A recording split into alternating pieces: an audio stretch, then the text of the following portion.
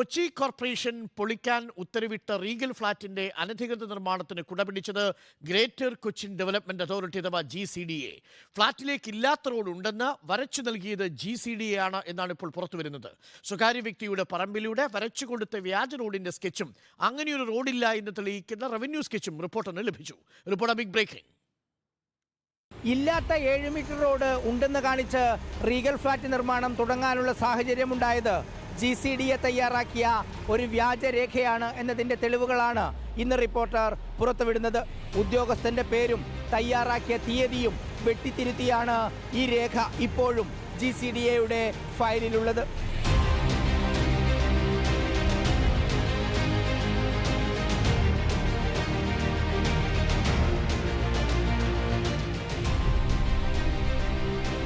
ഇല്ലാത്ത റോഡ് ഉണ്ടെന്ന് പറഞ്ഞുള്ള റീഗൽ ഫ്ളാറ്റ് നിർമ്മാണം അനധികൃതമാണെന്ന് കണ്ടെത്തിയതിനെ തുടർന്ന് കൊച്ചി കോർപ്പറേഷൻ കെട്ടിട സമുച്ചയം പൊളിച്ചുമാറ്റാൻ ഉത്തരവിട്ടിരുന്നു. എങ്ങനെയാണ് 7 മീറ്റർ റോഡുണ്ടെന്ന് ഫ്ളാറ്റ് നിർമ്മാതാക്കൾ കെട്ടിട നിർമ്മാണ അനുമതിക്കായുള്ള അപേക്ഷയിൽ കാണിച്ചതെന്ന അന്വേഷണം ചെന്നെത്തിയത് GCDAയിലാണ്.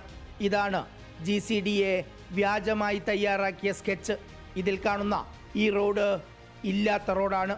ഇത് സ്വകാര്യ വ്യക്തിയുടെ ഭൂമിയാണ്. നേരത്തെ ഇങ്ങനെയൊരു റോഡുണ്ടാക്കാനുള്ള പ്രപ്പോസൽ വന്നപ്പോൾ വരച്ച സ്കെച്ചാണിത്. അധികം വൈകാതെ ആ പ്രപ്പോസൽ റദ്ദാവുകയും ചെയ്തു.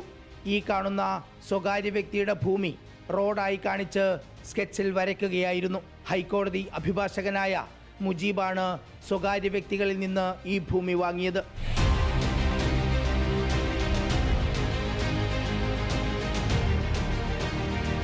ഇനി നമുക്ക് ജവഹർലാൽ നെഹ്റു സ്റ്റേഡിയത്തോട് ചേർന്നുള്ള FMB എന്നറിയപ്പെടുന്ന റവന്യൂ വകുപ്പിൻ്റെ ഫീൽഡ് മെഷർമെൻറ്റ് ബുക്ക് പരിശോധിക്കാം.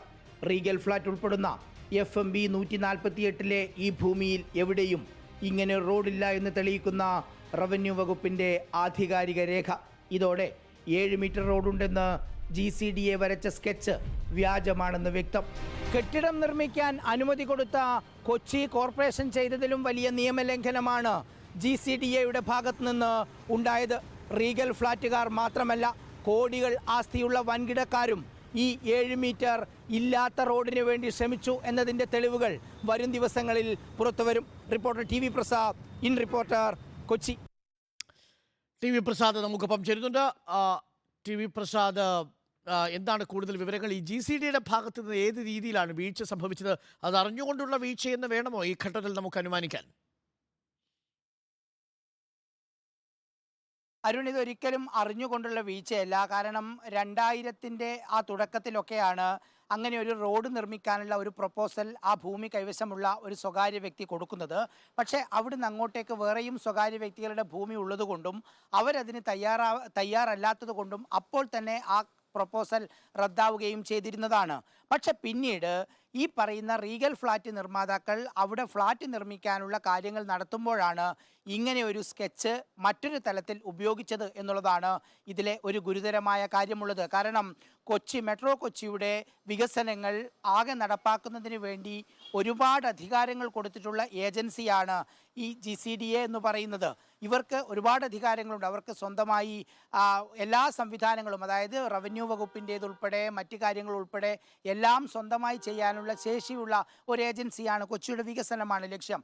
അവർക്ക് ഭൂമി വാങ്ങാം, ഭൂമി വിൽക്കാം. ജവഹർലാൽ നെഹ്റു സ്റ്റേഡിയം ഉൾപ്പെടെ ആയിരക്കണക്കിന് ഏക്കർ ഭൂമി GCDAയുടെ പേരിലാണ് കൊച്ചി നഗരത്തിലും അതുപോലെ തന്നെ സമീപ പ്രദേശങ്ങളിലുള്ള മുനിസിപ്പാലിറ്റികളിലും ഒക്കെയായി ഉള്ളത്. ഇതിൽ നടന്ന ഒരു പ്രധാനപ്പെട്ട കാര്യം എന്ന് പറയുന്നത് GCDA ഇങ്ങനെ ഒരു ആവശ്യം അവർ മുന്നോട്ട് വെച്ചപ്പോൾ, അതായത് ഫ്ളാറ്റ് നിർമ്മാതാക്കൾ ഇങ്ങനെ ഒരു ആവശ്യം മുന്നോട്ട് വെച്ചപ്പോൾ ആ ഒരു സ്കെച്ച് എടുത്ത് ഫയലിലേക്ക് വെക്കുകയായിരുന്നു എന്നുള്ളതാണ് ഗുരുതരമായ ഒരു കാര്യം. ആ പേപ്പർ നമുക്ക് നോക്കിയാൽ മനസ്സിലാകും. അതിൽ ഉദ്യോഗസ്ഥൻ്റെ പേര് വെട്ടിത്തിരുത്തിയ നിലയിലാണ്. അതെന്നാണ് തയ്യാറാക്കിയത് എന്ന ഭാഗവും വെട്ടിത്തിരുത്തിയ നിലയിലാണ് വിവരാവകാശപ്രകാരം. അതായത് ഇപ്പോഴും GCDAയുടെ ഓഫീസിൽ ഈ ഫയൽ കിടക്കുന്നത് ഈ രീതിയിലാണ്. ഇതിലുള്ളൊരു ഗുരുതരമായ പ്രശ്നം സംഭവിച്ചിരിക്കുന്നത് അരുൺ, ഈ ഫ്ളാറ്റുകാർക്ക് വേണ്ട വഴിയുണ്ട് എന്ന് പറഞ്ഞ് ഇങ്ങനെ ഒരു സ്കെച്ചാണ് എല്ലായിടത്തും സമർപ്പിച്ചത്. പക്ഷേ യഥാർത്ഥത്തിൽ സംഭവിച്ചതോ, യഥാർത്ഥത്തിൽ അവിടെ സ്വകാര്യ വ്യക്തികളിൽ നിന്ന് ഇപ്പോൾ ഈ പറയുന്ന ഹൈക്കോടതി അഭിഭാഷകനായ മുജീബ് വാങ്ങിയ ഭൂമിയാണ് അവിടെ നിൽക്കുന്നത്. ഇത് തെളിയുന്നത് എങ്ങനെ എന്ന് വിചാരിച്ചാൽ നേരത്തെ ഈ വിഷയം വലിയ പ്രശ്നമായി വിവാദമായി.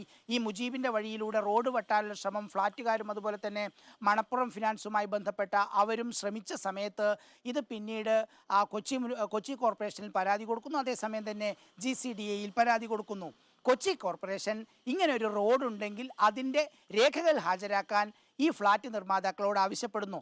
അതേസമയം GCDA ഈ പറയുന്നത് പോലെ ഫ്ളാറ്റ് നിർമ്മാതാക്കളോട് ഇങ്ങനെ ഒരു രേഖയുണ്ടെങ്കിൽ ഹാജരാക്കാൻ ആവശ്യപ്പെടുകയാണ്.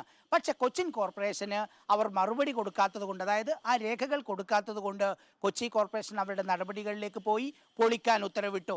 പക്ഷേ GCDAക്ക് 15 ദിവസത്തിനകം മറുപടി കൊടുക്കണം എന്ന് പറഞ്ഞ് 15 ദിവസം കഴിഞ്ഞ് മാസങ്ങൾ കഴിഞ്ഞിട്ടും മറുപടി കൊടുത്തില്ല എന്ന് മാത്രമല്ല അതിലൊരു നടപടിയും എടുത്തില്ല എന്നുള്ളിടത്താണ് അതിൻ്റെ യഥാർത്ഥ ഫ്രോഡ് വരുന്നത്. അതായത് വ്യാജമായി ഉണ്ടാക്കിയ രേഖയാണ് എന്നതിൻ്റെ തെളിവുകളാണ് പിന്നീട് പുറത്തേക്ക് വരുന്നത്. അതായത് GCDA വരച്ചുണ്ടാക്കിയ പ്ലാനിൻ്റെ ഭാഗമായി ഉണ്ടായ ഒരു ഫ്ളാറ്റ് അത് അനധികൃതമാണെന്നൊടുവിൽ കോർപ്പറേഷൻ കണ്ടെത്തുമ്പോൾ GCDA അതിൽ ഒരു നടപടിയും എടുക്കുന്നില്ല.